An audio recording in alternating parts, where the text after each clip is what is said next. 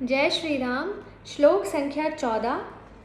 ज्ञेय स्वरूप परमात्मा को सब ओर से हाथ पैर आदि समस्त इंद्रियों की शक्ति वाला बतलाने के बाद अब उसके स्वरूप की अलौकिकता का निरूपण करते हैं। श्लोक संख्या 14। सर्वेंद्रिय गुणाभासम सर्वेंद्रिय विवर्जितम असक्तम सर्वभृच्चैव निर्गुणम गुणभोक्त च। सर्वेंद्रिय गुणाभासम सर्वेंद्रिय विवर्जितम असक्तम सर्वभृत च एव निर्गुणम गुणभोक्तृ च। तो वह संपूर्ण इंद्रियों के विषयों को जानने वाला है, परंतु वास्तव में सब इंद्रियों से रहित है तथा आसक्ति रहित होने पर भी सबका धारण पोषण करने वाला और निर्गुण होने पर भी गुणों को भोगने वाला है। सर्वेंद्रिय गुणाभासम संपूर्ण इंद्रियों के विषयों को जानने वाला। प्रश्न उठता है कि वह परमात्मा सब इंद्रियों के विषयों को जानने वाला है परंतु वास्तव में सब इंद्रियों से रहित है। इस कथन का क्या भाव है? इस कथन से यह दिखलाया गया है कि उस ज्ञेय स्वरूप, ज्ञेय जानने योग्य परमात्मा का सगुण रूप भी बहुत ही अद्भुत और अलौकिक है। अभिप्राय यह है कि 13वें श्लोक में जो उसको सब जगह हाथ पैर वाला और अन्य सब इंद्रियों वाला बतलाया गया है, उससे यह बात नहीं समझनी चाहिए कि वह ज्ञेय परमात्मा अन्य जीवों की भांति हाथ पैर आदि इंद्रियों वाला है। वह इस प्रकार की इंद्रियों से सर्वथा रहित होते हुए भी सब जगह उन इंद्रियों के विषयों को ग्रहण करने में समर्थ है। इसलिए उसको सब जगह सब इंद्रियों वाला और सब इंद्रियों से रहित कहा गया है। उसका जो स्वरूप है वह मनुष्य जैसा नहीं है कि हाथ पैर हैं, लेकिन फिर भी जिस इंद्रिय का जो विषय है उस विषय को भोग करने के लिए वो वहाँ उपस्थित है। श्रुति में भी कहा है, अपाणि पादो जवनो ग्रहिता पश्यत्य चक्षुः स शृणोत्य कर्णः। श्वेताश्वत रोपनिषद में ये कहा गया, जिसका अर्थ है कि वह परमात्मा बिना पैर हाथ के ही वेग से चलता और ग्रहण करता है तथा बिना नेत्रों के देखता और बिना कानों के ही सुनता है। अतएव उसका स्वरूप अलौकिक है। इस वर्णन में यही बात समझाई गई है।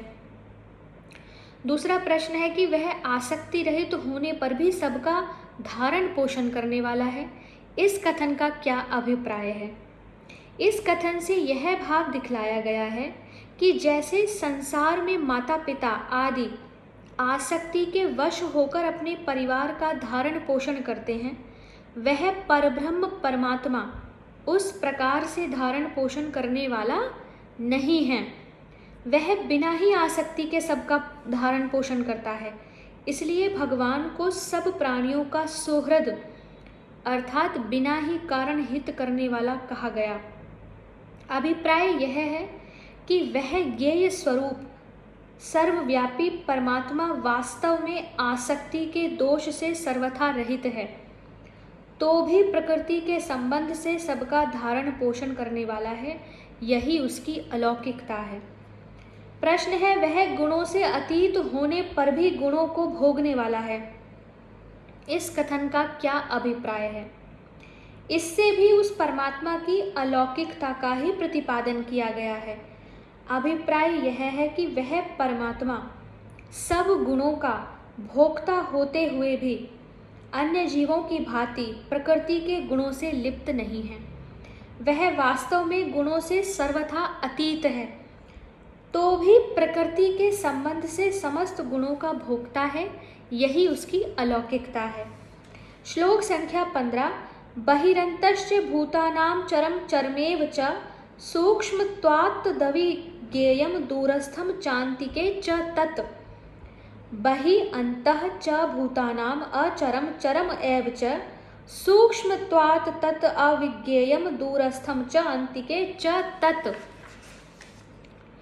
अर्थात वह चराचर सब भूतों के बाहर भीतर परिपूर्ण है। भूतानाम चराचर सब भूतों के, और चर अचर रूप भी वही है। और वह सूक्ष्म होने से अविज्ञेय है तथा अति समीप में और दूर में भी स्थित वही है। वो बहुत सूक्ष्म है, ज्ञेय है जो जाना जा सके, और अविज्ञेय है अर्थात उसे वास्तव में तो जाना भी नहीं जा सकता, वो इतना सूक्ष्म है। अति समीप में भी वही है और अति दूर में भी है। प्रश्न है, वह ज्ञेय स्वरूप परमात्मा सब भूतों के बाहर भीतर परिपूर्ण कैसे है? उत्तर है कि जिस प्रकार समुद्र में पड़े हुए बर्फ के ढेलों के बाहर और भीतर सब जगह जल ही जल व्याप्त है, जिस प्रकार दही के कण कण में मक्खन है, उसी प्रकार समस्त चराचर भूतों के बाहर भीतर वह ज्ञेय स्वरूप परमात्मा परिपूर्ण है। प्रश्न है कि चर और अचर भी वही है, इस कथन का क्या भाव है?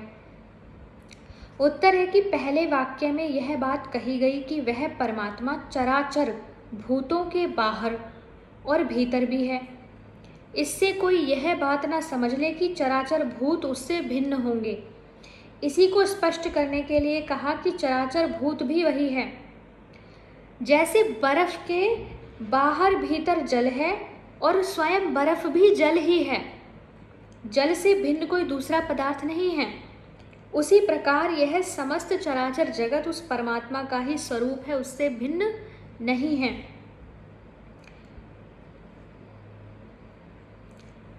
प्रश्न है कि वह सूक्ष्म होने से अविज्ञेय है, इस कथन का क्या भाव है? उत्तर है कि उस ज्ञेय को सर्वरूप बतला देने से यह शंका होती है कि यदि सब कुछ वही है तो फिर सब कोई उसको जानते क्यों नहीं। इस पर कहते हैं कि जैसे सूर्य की किरणों में स्थित परमाणु रूप जल साधारण मनुष्य के जानने में नहीं आता, उनके लिए वह दुर्विज्ञेय है, दूसरे अर्थ है दुर्लभ है। उसी प्रकार वह सर्वव्यापी परब्रह्म परमात्मा भी उस परमाणु रूप जल की अपेक्षा भी अत्यंत सूक्ष्म होने के कारण साधारण मनुष्यों के जानने में नहीं आता, इसलिए वह अविज्ञेय है।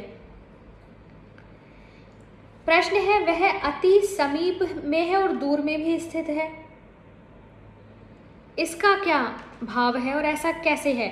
उत्तर है कि संपूर्ण जगत में और इसके बाहर ऐसी कोई भी जगह नहीं जहाँ परमात्मा न हो, इसलिए वह अत्यंत समीप में भी है और दूर में भी है।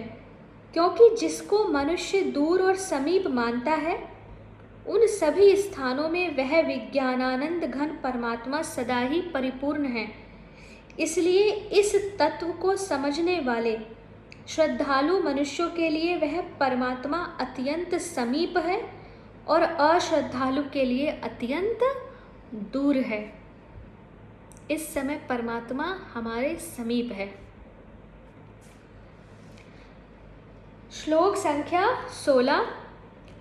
अविभक्तं च भूतेषु विभक्तमिव च स्थितं भूत भर्तृ च तत्ज्ञेयं ग्रसिष्णु प्रभविष्णु च अवभिक्तं च भूतेषु विभक्तम इव च स्थितं भूत भृत च तत्ज्ञेयं ग्रसिष्णु प्रभविष्णु च।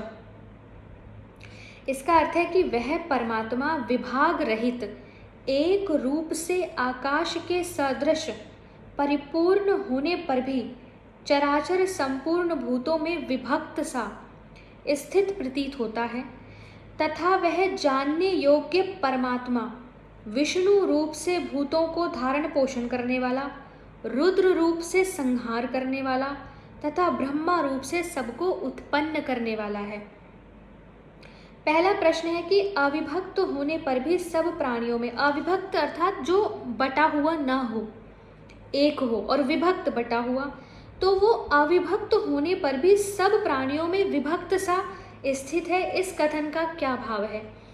इस वाक्य से उस जानने योग्य परमात्मा के एकत्व का प्रतिपादन किया गया है। अभिप्राय यह है कि जैसे महाकाश वास्तव में विभाग रहित है, तो भी भिन्न भिन्न घड़ों के संबंध में विभक्त सा प्रतीत होता है। वैसे ही परमात्मा वास्तव में विभाग रहित है, तो भी समस्त चराचर प्राणियों में क्षेत्रज्ञ रूप से पृथक पृथक, क्षेत्रज्ञ रूप जीवात्मा रूप से पृथक पृथक के समान प्रतीत होता है।